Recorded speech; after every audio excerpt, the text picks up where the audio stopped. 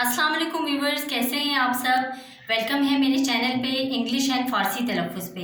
आज मैं आपके लिए एक नया वर्ड लाई हूँ। ये वर्ड बहुत ज़्यादा यूज़ होता है, बहुत ज़्यादा लोग ये वर्ड यूज़ करते हैं। जैसा कि उर्दू में भी आप लोग जानते हैं, इंग्लिश में भी, जैसा कि हम एक्सक्यूज़ करते हैं किसी भी चीज़ के लिए तो वहाँ पे ये यूज़ होता है। तो फारसी में इसे किस तरह कहते हैं, उर्दू में, फिर इंग्लिश में। तो इसीलिए ये वर्ड मैंने आज सोचा कि मैं ये वर्ड करवाती हूँ कवर, ताकि ये वर्ड इसका यूज़ बहुत ज़्यादा है। So let's start the video.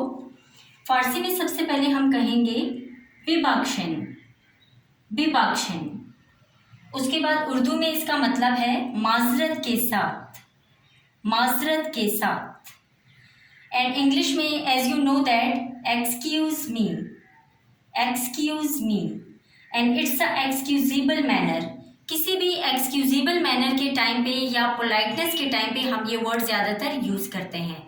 So viewers, अगर आपको वीडियो मेरी अच्छी लगी है तो कमेंट ज़रूर करें, लाइक ज़रूर करें और चैनल का भी ख्याल रखें। Thank you so much.